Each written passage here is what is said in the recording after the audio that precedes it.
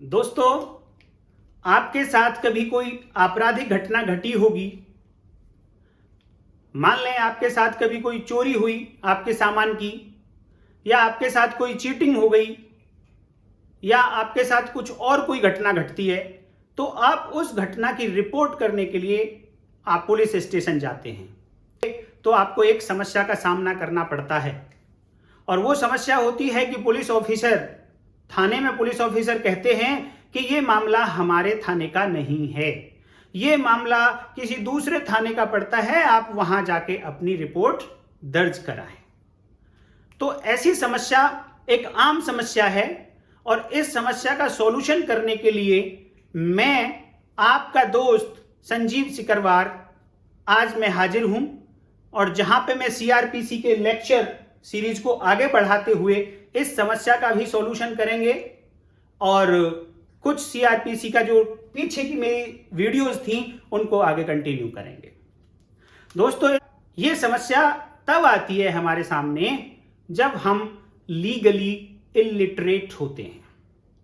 जब भी आप पुलिस स्टेशन जाएं और आपको यही जवाब सुनने को मिले कि ये तो हमारे थाने का ज्यूरिसडिक्शन नहीं है, तो आप उनको बोलिए, सर आप जरा सीआरपीसी का चैप्टर नंबर 13 निकाल लीजिए और उसको पढ़ के देखिए, तो आपको पता चलेगा कि ये मामला आपके ही पुलिस स्टेशन का है। आपकी तरफ से ये जवाब आते ही दोस्तों, पुलिस ऑफिसर की तरफ से जवाब आएगा कि क्या हमें कानून सिखा रहे हैं आप मुझे। तो आप प्यार से, बड़ी शालीनता के साथ उनको कहिएगा कि सर मैं आपको कानून नहीं सिखा सकता, मेरी क्या औकात है मैं आपको कानून सिखाऊंगा।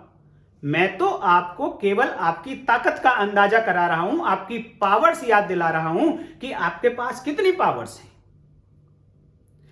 जब आप ये चैप्टर पढ़ेंगे तो आपके पास बहुत सारी पावर्स हैं, और पाएंगे कि ये मामला भी आपकी अंडर ही आता है।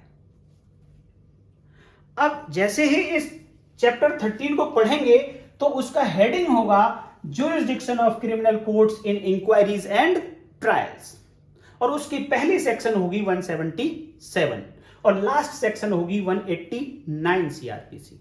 हिंदी में इसका हेडिंग होता है जांचों एवं विचारणों के दंड न्यायालयों की अधिकारिता।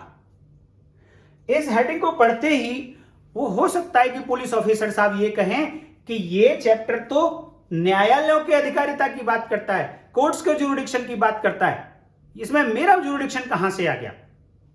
मेरा ज्यूरिडिक्शन तो सेक्शन 154 सीआरपीसी से डिसाइड होता है। ऐसा जवाब आपको मिल सकता है दोस्तों। तभी आपको तुरंत शालीनता के साथ बड़े प्यार से आपको कहना कि सर ठीक है, आप 154 सीआरपीसी निकाल के पढ़ लीजिए। 154 सीआरपीसी इस चैप्टर से पहले चैप्टर नंबर 12 का पहला सेक्शन है, और जब उसको आप पढ़ाएंगे या वो पुलिस ऑफिसर खुद पढ़ेंगे तो पाएंगे कि उस सेक्शन में कहीं भी ज्यूरिसडिक्शन वर्ड यूज ही नहीं हुआ है।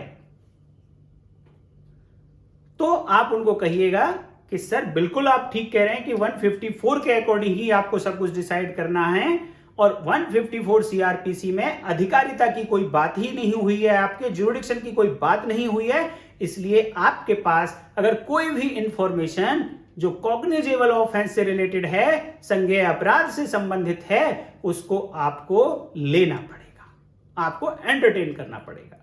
तो जब आप प्यार से ये बातें उनको समझाएंगे तो ये हो सकता है कि उन ऑफिसर की समझ में आ जाए। और फिर भी अगर समझ में नहीं आता है तो इस चैप्टर नंबर 13 की एक एक सेक्शन को अभी हम देखेंगे 1 by 1। फिर आपको क्लैरिटी आ जाएगी कि कौन सा मामला किस न्यायालय का होगा, किस पुलिस स्टेशन का होगा। तो सबसे पहली सेक्शन लेते हैं दोस्तों इस चैप्टर नंबर 13 की सेक्शन नंबर 177, जिसका हेडिंग कहता है ordinary place of inquiry and trial. Hindi में बात करें तो जांच व विचारण का साधारणतः स्थान क्या होगा, वो ये सेक्शन 177 सीआरपीसी बताती है। बॉडी कहती है 177 की every offence shall ordinarily be inquired into and tried by a court within whose local jurisdiction it was committed। ये जो इट यूज हुआ है दोस्तों, ये ऑफेंस के लिए यूज हुआ है। ये सेक्शन कहती है कि कोई भी सभी ऑफेंस साधारणतया उस कोर्ट के अंदर इंक्वायरी किया जाएंगे या ट्रायल किए जाएंगे जिस कोर्ट की अधिकारिता के अंतर्गत ऐसा ऑफेंस हुआ है। अब बात आती है, यहां पे एक वर्ड यूज हुआ है ऑर्डिनरीली, साधारणतया। तो इसका मतलब यह है कि यह सेक्शन 177 एक जनरल सेक्शन है और एक जनरल सी बात कहती है कि जहां पे ऑफेंस क्लियर कट पता चल जाता है कि एक ही प्लेस पर हुआ है, वहीं शुरू हुआ वहीं खत्म हो गया, ऐसे मैटर्स में तो तुरंत डिसाइड हो जाएगा 177 सीआरपीसी से कि इस ऑफेंस की जो इंक्वायरी होगी और ट्रायल चलेगा वो उस कोर्ट में चलेगा जिस कोर्ट की अधिकारिता में ऐसा प्लेस, ऐसा स्थान आता है। अब कई बार सिचुएशन ऐसी हो जाती है, मैं यहां पे 2 एग्जांपल अभी आपको दूंगा। एक एग्जांपल ये है कि ये एक स्थान है, सपोज गाजियाबाद का कोई स्थान है, कविनगर मान लीजिए गाजियाबाद का स्थान है, वहीं पे झगड़ा हुआ और ए ने बी को गोली मार दी और बी वहीं मर गया। तो ये एक मर्डर का ऑफेंस हुआ और ये मर्डर का ऑफेंस कविनगर में ही शुरू हुआ, कविनगर में ही खत्म हो गया।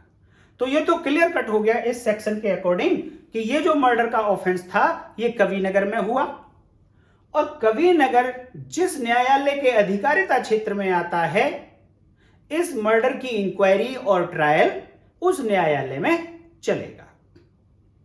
लेकिन दूसरा एग्जाम्पल यह है कि कविनगर में गोली मारी, इंजर्ड पर्सन किसी भी तरीके से वहां से किसी भी व्हीकल में बैठता है और वो दिल्ली जीटीबी हॉस्पिटल में जाके एडमिट हो जाता है। 2 दिन बाद उस गोली के लगने के कारण जीटीबी हॉस्पिटल में उस इंजर्ड पर्सन की डेथ हो जाती है। तो अब दोस्तों मुझे यह बताइए कि यह ऑफेंस कहां कमिट हुआ? क्या यह मर्डर कविनगर में हुआ? क्या यह मर्डर दिल्ली के जीटीबी हॉस्पिटल में हुआ? तो ऐसी सिचुएशंस में यह सेक्शन जो जनरल सेक्शन है 177 सीआरपीसी ये काम नहीं करती है। तो इसी तरीके की बहुत सारे परम्यूटेशन कॉम्बिनेशन बनते हैं जब कोई ऑफेंस होता है और डिफरेंट टाइप के ऑफेंसेस होते हैं। उन सबको ध्यान में रखते हुए 178 से लेकर आगे की जो सेक्शंस हैं वो स्पेसिफिक सेक्शंस हैं, वो विशेष सेक्शन हैं और वो बताती हैं कि किस मैटर में अधिकारिता किस न्यायालय की होगी। कानून ने सारी सिचुएशंस को पहले ही जान के उन सिचुएशंस को लिखा है और बताया है कि इस पर्टिकुलर सिचुएशन में अधिकारिता इस न्यायालय की होगी, उस पर्टिकुलर सिचुएशन में अधिकारिता उस न्यायालय की होगी और उसी न्यायालय के अंतर्गत इंक्वायरी चलेगी और विचारण भी होगा, ट्रायल भी होगा। तो उन सेक्शंस को हम आगे 1 बाय 1 पढ़ेंगे। अभी हमारी सेक्शन 177 सीआरपीसी कंप्लीट हुई। साधारण सी सेक्शन है। एक वर्ड साधारणतः ऑर्डिनरीली वर्ड को जरूर लिखें जब भी आप इसको किसी एग्जाम में लिखें और कोर्ट से रिलेटेड है, इंक्वायरी एंड ट्रायल की बात करता है, लोकल ज्यूरिसडिक्शन की बात करता है। तो नेक्स्ट वीडियो में हम पढ़ेंगे 178 सीआरपीसी। वीडियो अच्छी लगी दोस्तों तो लाइक करिए, अपने साथियों के साथ शेयर करिए, चैनल को सब्सक्राइब कर लीजिए। नेक्स्ट वीडियो तक के लिए नमस्कार।